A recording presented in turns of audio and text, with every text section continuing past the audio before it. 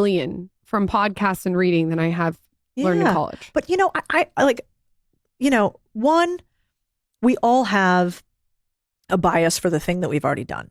And so, if, for instance, I went to Arizona State for pretty much free because that was the only college that I could go to for free. And that was where I was from. And I was scared about going away from my family. And then I went to a big corporate, America to get another credential under my name because I didn't think that I was good enough by myself. I needed to have college. Yeah, I needed to have college. Then I needed to have not one, I needed to have Vanguard, State Street, Goldman Sachs, all on my resume. And I needed an MBA from Georgetown. And then I also needed a PhD from Fundação Getúlio Vargas. And I needed to do a thesis in Brazil. And why did I do all of that? Because I didn't think that I was valuable enough. And I think that is a lot of the problem with the youth today is they think that they're not valuable enough and they can't figure out how to make themselves more valuable. I also think it's a forever student mentality where I noticed this girl that I went to school with. She's so smart. She went to the 4-year school and then she went to business school.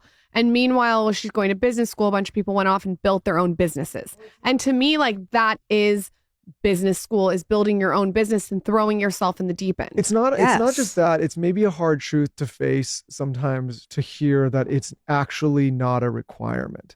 And what I mean by that is I think people think they're doing the right thing and you needed to go through all these steps so that you can one day do it. And I cannot tell you how many times on this show I've heard people say, he doesn't have a credential or who's he did it. And I'm like, yeah, but I'm doing it without the credentials and without the things.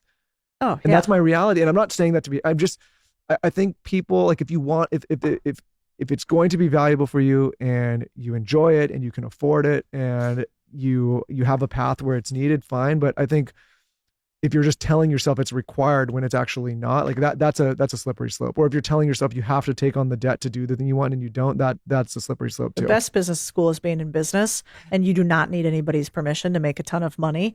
And universities have indoctrinated us to think the opposite. And I think the world is waking up to that pretty quickly. And if you have already gone to university, awesome, use it all the way. But let me tell you what, we have 3,000 students that we've taught to do M&A, and I can always tell when a new one comes in. I remember one of my CEOs said this to me at the time. It was my first private company. I'd worked at a bunch of big public companies, fancy companies. And I went to this company and I was like, well, here's how we do this and here's how I think we should grow this business. And he kind of smiles at me and he nods and he goes, it's going to take you a while to rub the corporate off you. And I was like, what do you mean by that? And now when we have somebody come to one of my companies and they went to Harvard, or they went Harvard in particular, but a few other schools too, like that, I always say it's going to take a while to rub the Harvard off you, because the thing is, Harvard teaches you that you are superior. And in many ways you are. You are some of the top at getting into Harvard. But you know what you're not the top at? Being in business, because you haven't done fucking business yet. And so I would take a callous hands, former plumber who had run a plumbing team and a business and knew a P&L and wanted to buy another plumbing company over a Harvard, I'm doing a search fund and I'm going to buy a plumbing company any day of the week. And my favorite thing is they come up to me sometimes, and I had a guy come up to me the other day and always makes me chuckle. He's like, I'm like, what's your story? What are you doing? Who are you? And he's like, I'm doing I'm doing acquisition, entrepreneurship through acquisition, which is a fancy way of saying I'm trying to buy a business. And I always know if you're going to put a lot of vowels into things, it's probably not going well. You're overcomplicating it. You're making yourself look more sophisticated than you need to. It's not that big of a deal. And so that's an immediate sign of you're peacocking. But anyway, I go, okay, let's give him benefit of the doubt. Cool. What are you looking to buy? Yeah, I'm going to buy I can't remember what, manufacturing company, a service-based company in Tennessee. Okay, great. How's it going? Really good. I've been doing the search for 14 months. Awesome. Cool. Me in response, hey, we know a few things about that. So if I can ever help, let me know. I'm happy to help. No, I've got it completely under control. And because I was feeling snarky that day, I just look at him. I'm like, it's been 14 months. You haven't bought a business. You've never done it before. And I go, do you know what we do? And he's like, yeah, I know what you guys do. I'm like, why would you not, not even rudely, I'm just curious, why would you not ask for help?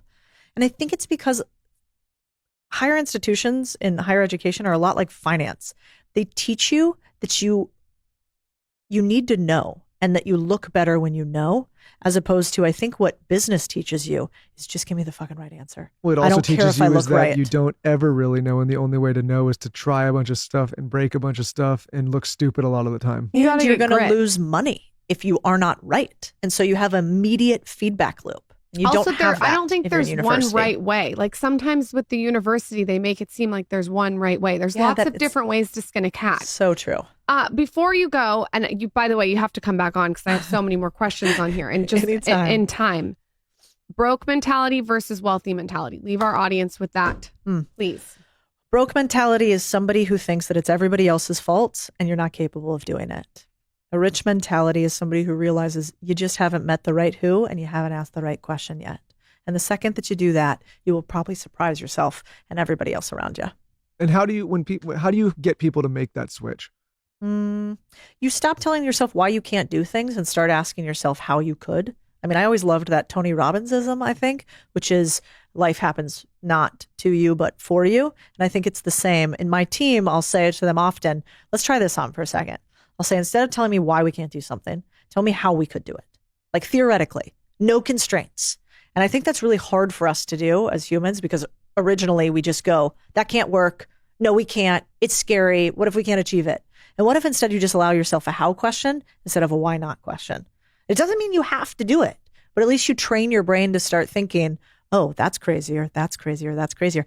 And if you get like the crazy opportunity to work for somebody who's totally irrational and thinks about doing impossible things all the time, it also rubs off on you. And so maybe try to get around a few crazy people. By the way, if you get into a business and you create a culture where most of the time people are just asking how you can do things instead of why aren't you doing things, it completely changes the company. Oh my And if you're a gosh. contributor to a company and you start asking how you can do something as opposed to why you can't, like you will quickly become one of the rising stars. Yeah. Codie Sanchez, I have to go buy a car wash. Can you tell everyone where to find you? Codie Sanchez on all the socials, and the book is at msmbook.com. Very, very cool. You guys go Thank you for follow doing her on this. social media. So much value. Thank you for coming on the show. Come back anytime. So and your fun. podcast. Tell us where to find you on your podcast. Oh, right. Big Deal Podcast. I'm a terrible marketer, pretty good investor, but the Big Deal Podcast, it's really for people who want to talk about making money, but also making a little bit of a wave in the world. I love it. Thank you for Thank you, coming Codie. on the show. Thank you.